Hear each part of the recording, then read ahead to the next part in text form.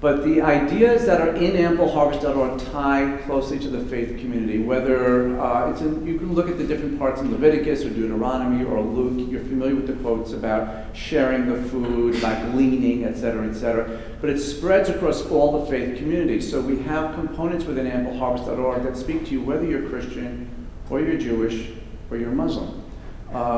In the Christian community, we're focused on the fish and loaves piece. In the Jewish community, the idea of tikkun olam, which means repairing the world. In the Muslim community, the idea of tzedakah, which is the Arabic word for charity. And we're looking to add additional gateways coming in for different communities just to help people understand that this applies to you. So how did ampleharvest.org start? Well, I rolled it out on May 20, 2009. And it grew, and on October 15, which happened to be World Food Day that year, the 1,000th food pantry was on ampleharvest.org. And it continued to grow, and continued to grow, and continued to grow, and as you heard today, we're past 7,200 food pantries in all 50 states. And I should tell you that the most recent ones that have signed up in the past day and a half, including this morning, were Washington, Pennsylvania, Bushnell, Florida, we have Geneva, Illinois, and Ashburn, Virginia. Ashburn, Virginia signed up an hour ago, by the way. So this happens in real time, and what we expect of the pantry to sign up, and I'm using the word pantry, it can be a soup kitchen, it can be a summer feeding program, it has to be a nonprofit or affiliated with one, and it has to give the food away for free. A really simple benchmark. And then we get emails and letters coming from people saying what it's meant. It's greatly appreciated by our clients having fresh fruit, vegetables to enjoy during the summer months. It's great to see a child come in and grab a string bean from the table and enjoy it because it's fresh from the garden. We get lots of these. When you launch something, don't do it by yourself. It's a very, very difficult way. So I went out and searched for partners. And one of the early organizations I went to was Google. I said, can you help me? Ampleharvest.org is effectively a Google for the American food pantry system. Turns out Google has a ad, and this is for any of you who want to get into the nonprofit realm, or any of you today are with a nonprofit. This is your most important slide. If nothing else, take this one home with you. Seriously. Google has an AdWords program. Those are the ads you see on the side, and if you're a nonprofit organization, and you sign up, and it's easy to do. It's $10,000 a month, month over month of free advertising on Google, and it can grow to $40,000 a month, month over month. If any of you are involved with a nonprofit, visit Google.org and start with there. So we have $480,000 a year of Google's money to help tell America that there's something better that they can do, that the solution to hunger is in their backyard. So these have been some of our partners. We've gotten donations from different organizations and different companies. We partner with the White House, the USDA, National Council of Churches, Newman's Own, so some of these are organizations that have said, here's some money that you need to operate, and some are saying, we're going to lend our name, we're going to give our support, or whatever. But the more you partner, the more you're not alone, the further you get. So the challenges of doing a change. And by my background, remember on the Aging Geek stuff, I have no background in running a nonprofit. So this has been a learning experience for me. So the difference between me and you is I'm 6 years ahead of you in terms of the experience curve, but I'm still learning. One is that innovation involves risk. Foundations don't like risk. It's one of the biggest challenges we have right now. I'm going to be hopefully doing a TED Talk on that very soon. That foundations like to put money in where they are comfortable, where it's safe. And if you come up with a great new idea, it's a struggle, but don't let that stop you. And that disruptive solutions call for disruptive metrics. So here's an example. The food system we have today has always been built around the idea of how many pounds, how many meals, this is how we measure the success of a food program. We're not a food program. We're a program to eliminate the waste of food. Not many people have thought up until now about the waste of food in America or in the world. So as a disruptive solution, as a change to the system, the old way of looking at stuff doesn't really apply to us. So the old way is how many pounds and how many meals, and that doesn't fit. What does fit is how large an opportunity to waste the end of food. So on the lower left, you see that map. That's Washington, D.C. The dot in the center is Miriam's Kitchen, which is the soup kitchen in Washington the White House donates their food to. They're from their kitchen garden. By the way, White House has been doing with the White House Kitchen Garden exactly what ampleharvest.org says every other gardener in America should be doing. And I drew a 9-mile radius circle around it. It's about 250 square miles. And I asked the question, how many gardens and gardeners are in 250 square miles? And the answer is, I don't know, but it's not zero. Are you in an urban, suburban, or rural setting? Where in the country are you? This particular circle, it covers parts of downtown Washington, parts of Bethesda, parts of area that's going to have both rural, some farmland, it's a mixed bag, but you know there are people growing food, you know there are people growing more food than they can use. And by the way, I should say about urban gardening, even in urban settings, there are 9 million people in this country today growing food in cities like New York or Chicago or LA. It's not just out here in the suburbs and rural areas.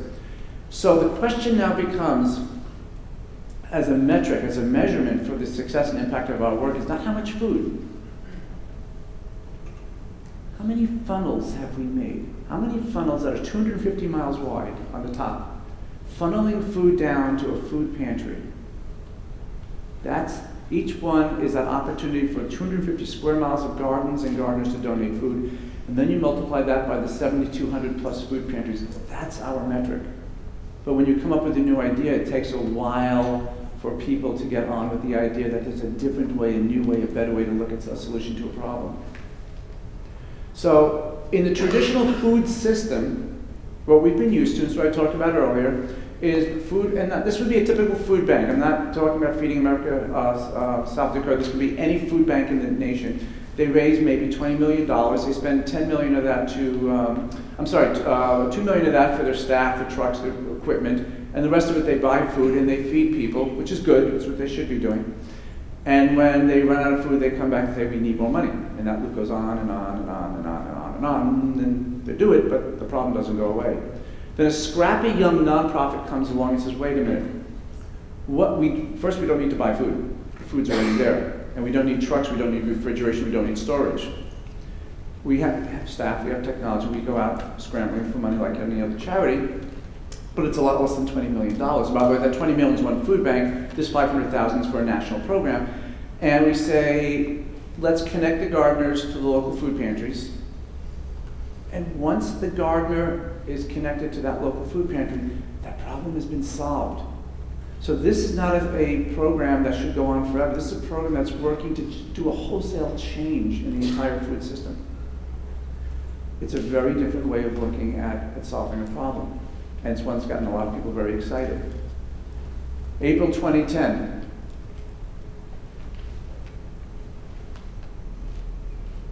Uh-oh. But often that means a diet of canned and processed food. So when this week's CNN hero saw that local pantries were lacking fresh produce, he came up with a simple way to help. Found it in his own backyard. Watch. Pancake mix and syrup. The system we have in America is you donate canned goods or dry goods to a food bank. Fresh produce is almost never available. Horseradish. I had an idea about how to not waste food. We're having an ample harvest, and the very least we can do is give it to people who need it. They'll be enjoying this tomorrow at the pantry. Ampleharvest.org enables people who grow food in home gardens to easily find a local food pantry to donate their excess produce to. It's a nice big one. We didn't know what doors to knock on, but now that Gary has got this wonderful program, There's some rhubarb. taking it to one of the pantries really is a good way To share with Ample Harvest. Ampleharvest.org gives them the ability to easily get that food to somebody who genuinely really needs it. That smells good. So you're not only doing good, you're feeling great about it. Gary Oppenheimer's website is ampleharvest.org. See how one harvest can help a family in need. Okay, anybody notice something strange in the video? Oh, come on. It was staring at all of you. All right. I was named CNN hero in April of 2010. I live in northern New Jersey. The winter had just ended. The only thing growing in my garden that overwintered was horseradish. Some poor kid has been immortalized in a food pantry saying, horseradish. I feel bad for this kid, but the point was that this happened in April of 2010. I launched ampleharvest.org in May of 2009. Now, this was a time I was basically still at that point a single person operation. We had just incorporated as our own nonprofit. Somebody in Texas nominated me a CNN hero. CNN did their research, they vetted, they said, we're actually going to name you a CNN hero, and this is what came out of it. It was really cool, it was wonderful, but the thrust of this is that this isn't really about me. This is about what I'm enabling 42 million home and community gardeners to do across the country. So I want to turn this discussion around now to all of you, because this was not really about what I did, it's about what you can do. So I told you I hate waste. I mean, that's, I said, and a bunch of you said what your passions were, and I hope the rest of you were thinking about what your passions were. So I'd like you to keep that in mind, what you were thinking, what's really important to you. This is really your turn at this point. My hope for you, my hope for anybody, is that you find a problem and you solve it, or at least greatly diminish it. I think this is something that anybody can do in their life, is to come into this world and then leave it a little bit better than they found it. There are going to be plenty of people who are going to tell you, you can't do that, it's impossible. And I'm a strong believer in the idea that to do the impossible, you must first believe it isn't. When they're saying it's impossible, they're actually telling you they couldn't do it. They're not really knowing that you can do it.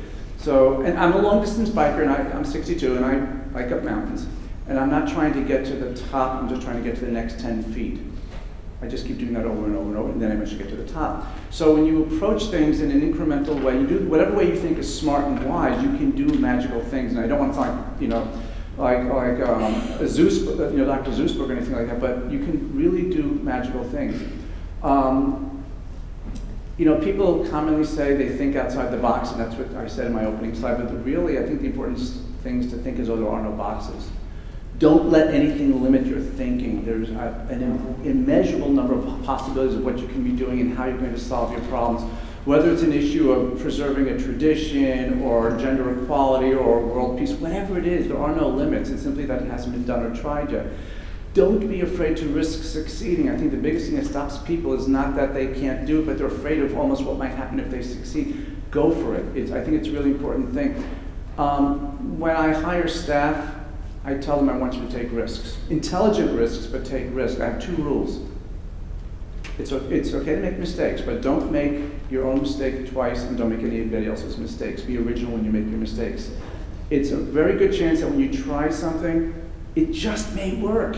It might fail, and that's okay. That's a learning experience. You won't do it again. But if it succeeds, you've really done something amazing. Stick to your mission. Whatever it is you're doing, don't let people drag you off course. I've had lots of people saying, I love what you're doing, not do it my way. Especially in the nonprofit realm, when you have a mission, you stick to it and don't deviate from it. Lots of people are going to drag you off to the side. This is where partnerships become really valuable.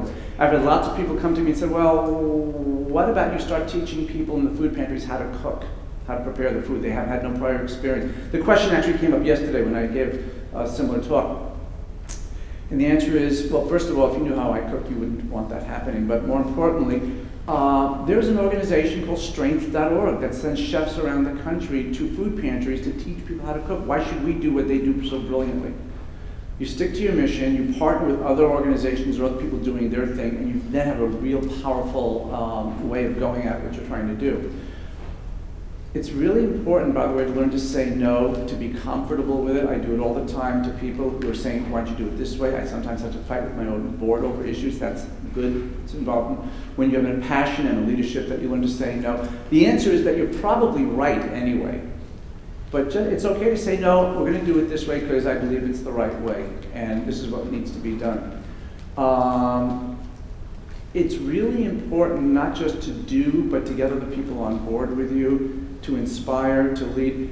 I was reminded a while back of a wonderful point somebody once made.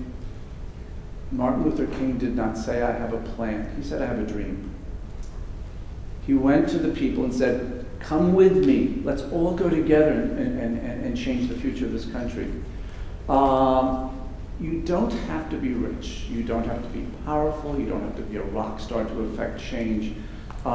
Small, nimble, creative does it. I sometimes point this out that, when an army's marching someplace, A mountain doesn't stop an army from marching.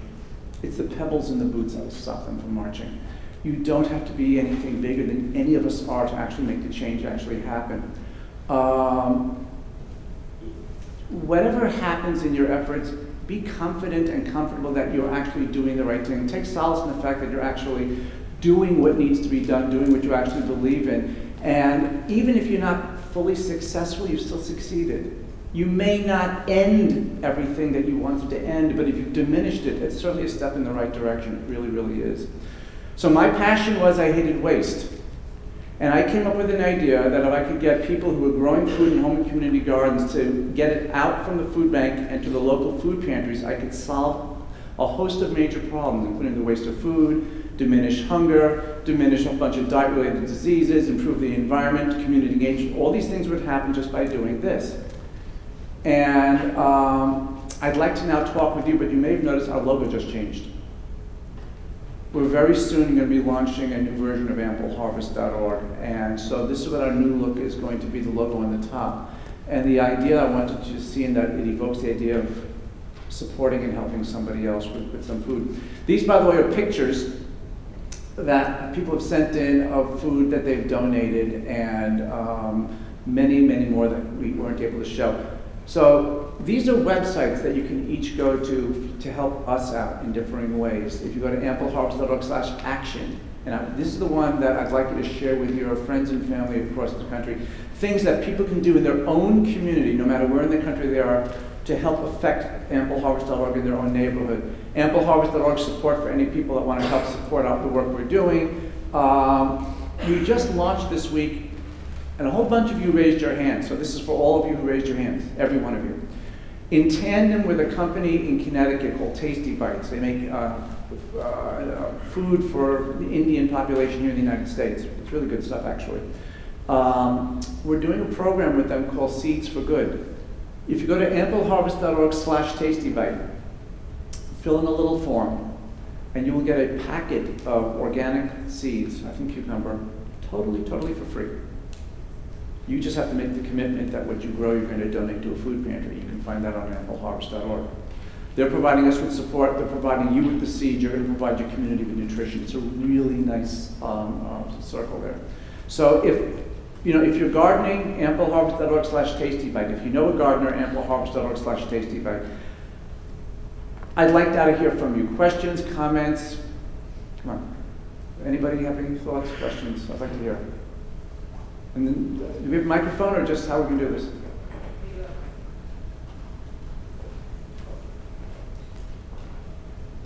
No questions? Yes, question. Okay.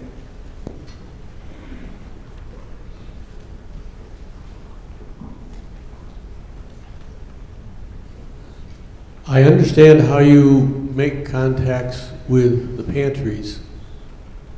Could you say again what was the process, or is the process, for getting the gardeners in the loop? It's much harder. We use a whole bunch, it's a great question of how we're reaching out to the 42 million gardeners across the country. And there's no single solution that works. Number one is we use a large amount of social media. We have that Google grant of $480,000 a year of free advertising. That's an immeasurable tool for us to use, social media. The USDA helps us reach 100,000 master gardeners across the country. People like the First Lady speaking, newspaper articles, bloggers, people like you who tweet, text, and Facebook stuff going out. It's an ongoing process, but once a person knows that they can donate food in their own community, and once they've gotten wind of that, they become the vector for the information for change in their own community. When their neighbor calls over the fence and says, I got too many tomatoes, do you want some? They're not going to say, go to ampleharvest.org. They're going to say, come with me to St. Mary's Church on Sunday morning. We're going to take the food there. So the people start to spread the word out. So this is a wholesale change, very viral. Mind you, we're 6 years old. We have 1 out of every 5 food pantries in America registered. I'm going to take a stab in the dark saying we have 1 out of every 5 growers in America already knowing about what we're doing and growing. If you do a Google search on ampleharvest.org, you're seeing well over 30,000 websites and articles and blogs etc., make reference to a term I invented 6 years ago. So it's an ongoing process. If you remember, I said I had an idea, I didn't have a plan. This is not we don't have a business plan for doing this. This has been very much a spaghetti on the wall approach, which I really think works best when you're trying to do a mass change in society. You toss it out, you keep tossing it out, you get people who are tossing it out with you, and it keeps going and going and going. The question I would ask, and this is for all of you to think about, you all know about goodwill. You know, you get that old coat, it's still wearable, but you don't want to wear it anymore, you think I'm going to take it to the goodwill bin. Can anybody tell me how they learned about Goodwill Industries, how they learned about the goodwill bin? Anybody? Nah. We don't know, we just have always known about it. It's like being asked, when did you first hear about Coca-Cola? I don't know, I've always heard about it. When there's a certain level where information becomes prevalent and spreads, that's what really works nicely. I had one very brief story. In 2009, AmpleHarvest.org was 6 months old. I went to a store out in, I think it was Spokane, Washington. I was speaking to a young man who worked in a sporting goods store. And I told him I was dreaming about riding across the country on a bicycle. And I said, I might do this for a small charity. He said, what charity? And he said, you've never heard about it. I said, yeah, what's the name? I said, AmpleHarvest.org. And he paused and he said, yeah, I've heard about it. My friends are talking about it. We were 6 months old at the time and already it started spreading. So this is the approach. It's an ongoing effort to get the word out. What about liability? Thank you. Excellent question. Thank you, President Clinton, who, by the way, we have been endorsed by, we're a strategic partner of the Clinton Global Initiative, but President Clinton in 1995 signed the Emerson Food Safety Act. This is a vital piece of legislation for not just AmpleHarvest.org, but for anybody. It says that if you give food to a nonprofit and somebody gets sick, there is no liability as long as there's been no gross negligence on the part of the donor. That's not just people donating fresh food. That's a supermarket, that's a restaurant, that's whatever. So that when, and the example I give is if I bring food in from my garden, I put it in my kitchen next to a bowl of peanuts, maybe some allergens float over, and I take the food I brought into the food pantry and somebody very allergic to peanuts gets sick, it's really sad, don't get me wrong. But there was no gross negligence on my part and there's no liability. I'm indemnified by federal law, and some states have even higher levels of protection. So when people say there's food in my garden, I'm afraid to donate it because I might get sued.